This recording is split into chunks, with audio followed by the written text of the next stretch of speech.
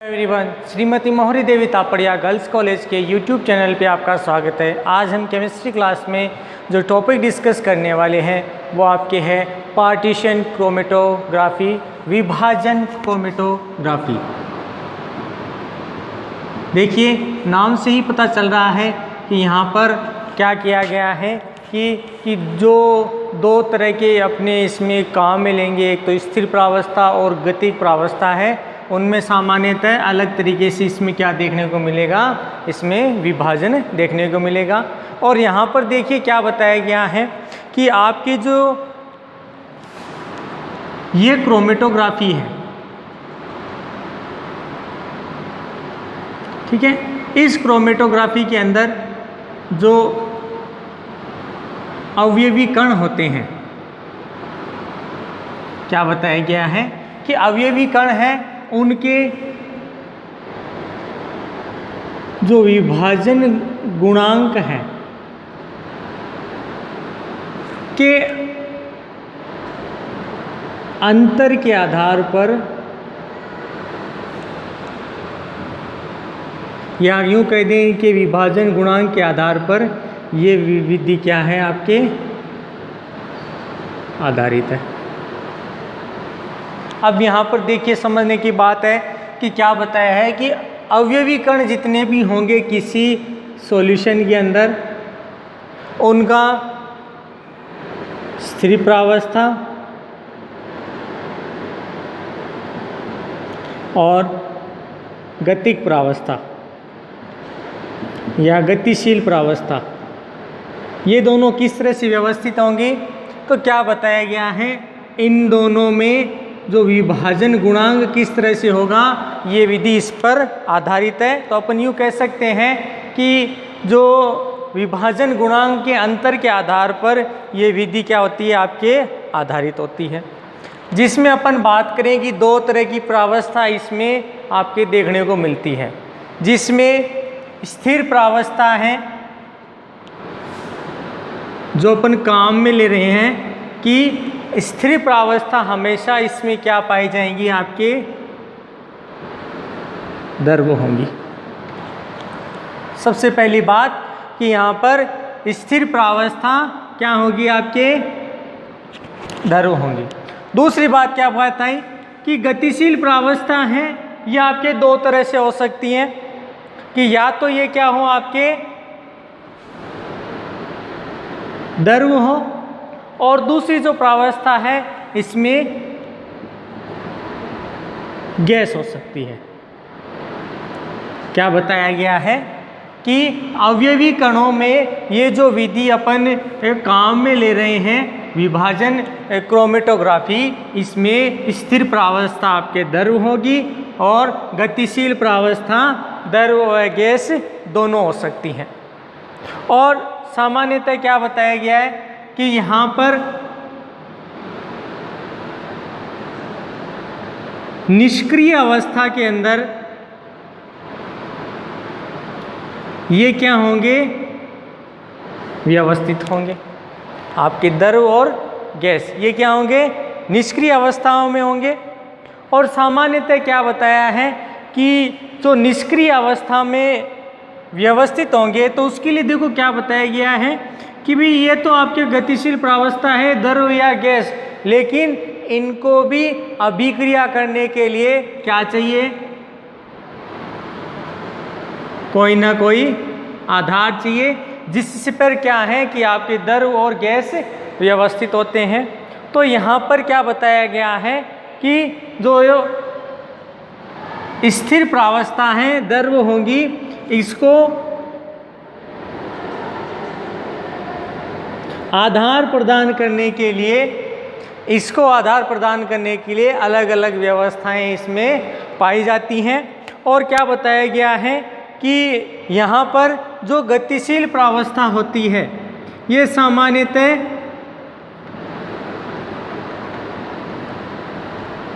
एक से अधिक हो सकती है। कि यहाँ पर जो आपको गतिशील प्रावस्था देखने को मिलेगी, बहुत सारी मिलेंगी, या यूँ पर कहें कि इनमें जो विलायक काम में आएंगे वो भी क्या होंगे, इसमें अलग अलग आपको देखने को मिलेंगे। क्योंकि यहाँ पर जो स्थिर प्रावस्था है ये आपकी क्या होगी, सदैव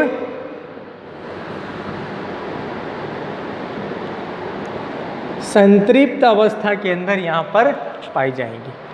क्या बता दिया कि यहाँ पर द्रव अवस्था है, इसको आधार प्रदान करने के लिए अलग अलग पदार्थ हैं वो इसके साथ अभिक्रिया करेंगे। मतलब इसको आधार प्रदान करने के लिए क्या काम में आएगा, आपके कोई ठोस होगा, और ये ठोस सामान्यतः क्या होगा, आपके निष्क्रिय अवस्था में पाया जाएगा। अब देखिए यहाँ पर और यहाँ पर निष्क्रिय अवस्था, इसके आधार इसलिए बताया है क्योंकि सामान्यतः ये क्या करेंगे, ये तो बाहरी सतह पर क्या करेंगे, आपके अधिशोषण करेंगे, और यहाँ पर जो द्रव है उसको आधार प्रदान करने का काम क्या करता है, कोई ना कोई ठोस रहता है, और ये क्या होता है, आपके निष्क्रिय अवस्था में पड़ा रहता है। अब यहाँ पर क्या बताया कि मिश्रण के अंदर अपन बात करें, अवयवी कणों के अंदर जो विभाजन गुणांक है वो क्या है, आपके अलग अलग होंगे।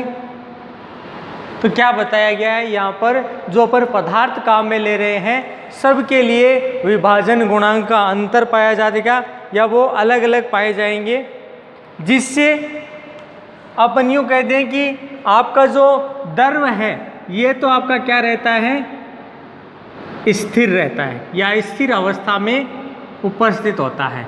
लेकिन गतिशील अवस्था के अंदर क्या बताया गया है कि द्रव एवं गैस ये और ये दोनों ही क्या होंगी, आपके पाई जाएंगी, जिसकी वजह से इन दोनों के मध्य क्या हो जाता है, आपके विभाजन हो जाता है। यानी अपन ये कह दें कि स्थिर प्रावस्था और गतिशील प्रावस्था है, इसके मध्य डिफरेंस आ जाता है, मध्य अंतर आ जाता है, तो इसे बोलते हैं आपके विभाजन। तो मतलब क्या हुआ कि यहाँ पर जो स्थिर प्रावस्था है जो सामान्यतः द्रव रूप में है, और जो गतिशील प्रावस्था है सामान्य द्रव या गैस रूप में है, इनके मध्य अंतर आ जाता है, और सामान्यतः इनके लिए जो विभाजन गुणांक है ये क्या होता है, अलग अलग होता है, भिन्न भिन्न होता है। तो इसकी वजह से इन दोनों के मध्य आपका विभाजन आ जाता है, अंतर हो जाता है। अब यहाँ पर देखिए क्या बताया गया है कि ये जो विभाजन क्रोमेटोग्राफी या पार्टीशन क्रोमेटोग्राफी है, सामान्यतः क्या बताया गया है, ये अलग अलग तरीके से क्या है ये व्यवस्थित की गई हैं, और सामान्यतः इनका अलग अलग उपयोग भी बताया गया है। अब क्या बताया गया है, इनमें उपयोग किस तरह से किया जाता है, तो सामान्यतः यहाँ पर कुछ बातें बताई गई हैं जिनके द्वारा क्या किया गया है कि इन दोनों को अलग अलग किया गया है कि किस तरह से ये काम में आती हैं, किस तरह से उपयोग में ली जाती हैं, और इसका मुख्य कार्य क्या होता है। तो यहाँ पर देखिए क्या बताया गया है कि आपकी जो पार्टीशन क्रोमेटोग्राफी है, विभाजन क्रोमेटोग्राफी है, इसकी क्या बताएगी, विभेदन क्षमता, जिसको अपन क्या बोल सकते हैं, आपके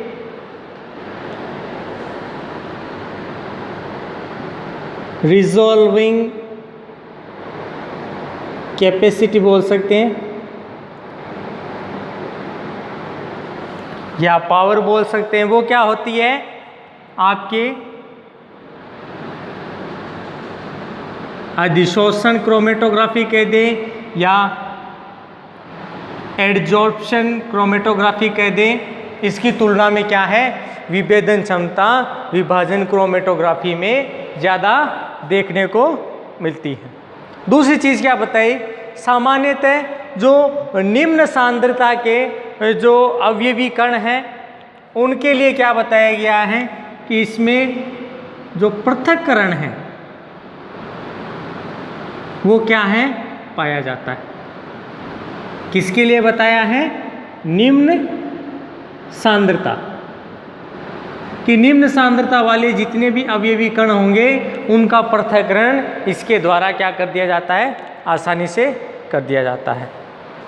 अब यहाँ पर देखिए क्या बताया गया है कि ये तो अपन ने स्थिर प्रावस्था के लिए बात कर ली कि इस तरह से इसमें गुण पाए जाते हैं, लेकिन क्या बताया गया है कि यहाँ पर जो गतिशील प्रावस्था होगी सामान्यतः इसमें भौतिक गुणों के आधार पर यहाँ पर अपन बात करें तो यहाँ पर इसका 3 तरह से विभाजन किया गया है। क्या बताया है कि इसमें अवयवी कण किस तरह से बंधित होते हैं, जुड़े होते हैं, उनके आधार पर क्या किया गया है, इनको 2 भागों में विभाजित किया गया है। पहले यहाँ पर बात करें जिसमें अपन बात करेंगे गैस द्रव क्रोमेटोग्राफी।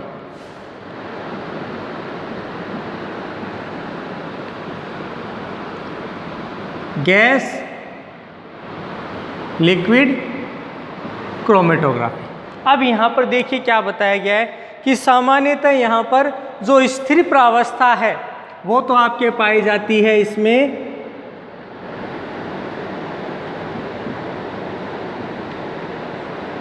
गैस रूप में, गैस है अपने द्रव रूप में। क्या बताया है, सामान्यतः यहाँ पर जो द्रव है वो क्या है, आपके स्थिर प्रावस्था में पाई जाएंगे और जो आपकी गैस है या यूं कह दें गैसों का मिश्रण, एक तो द्रव स्थिर प्रावस्था, गैस या गैसों का जो मिश्रण है सामान्यतः क्या पाया जाए, आपका गतिशील प्रावस्था में पाया जाएगा।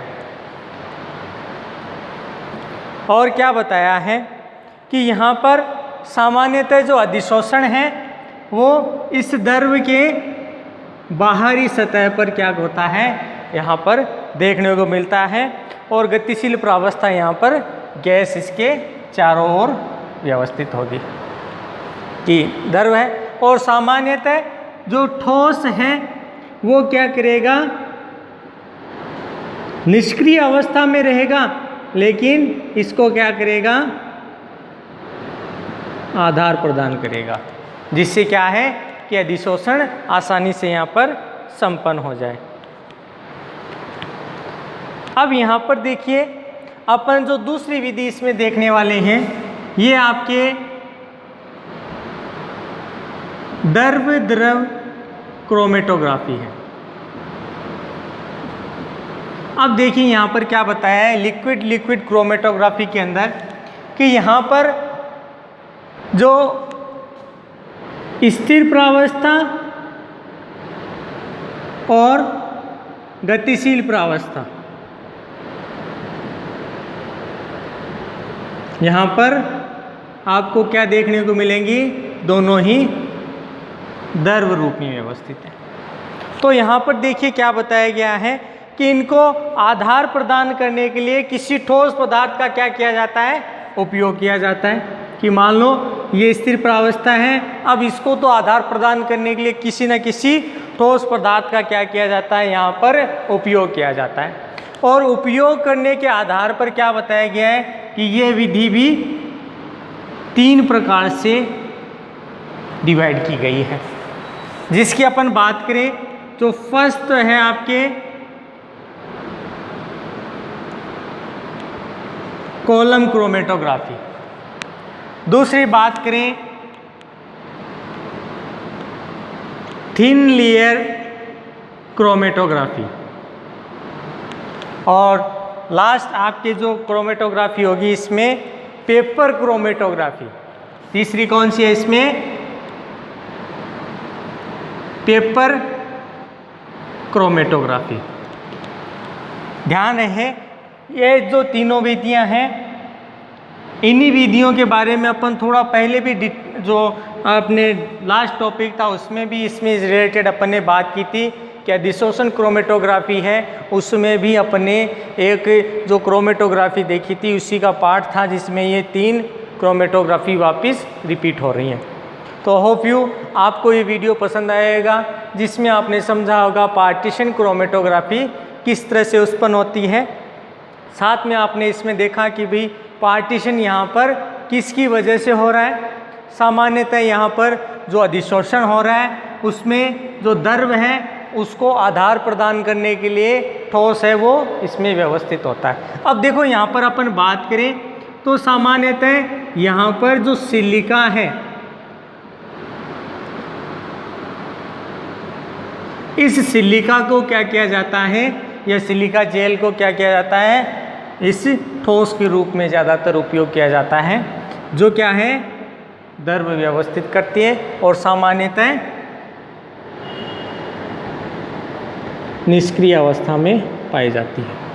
तो होप यू आपको वीडियो पसंद आएगा। वीडियो को लाइक करें, ज़्यादा से ज़्यादा शेयर करें, इससे रिलेटेड जो नोट्स है वो बनाते रहें। और आप जो इससे रिलेटेड कोई प्रॉब्लम होती है तो आप अपने ग्रुप के अंदर डिस्कशन कर सकते हैं। ठीक है, तो इस वीडियो को देखने के लिए धन्यवाद। नमस्कार।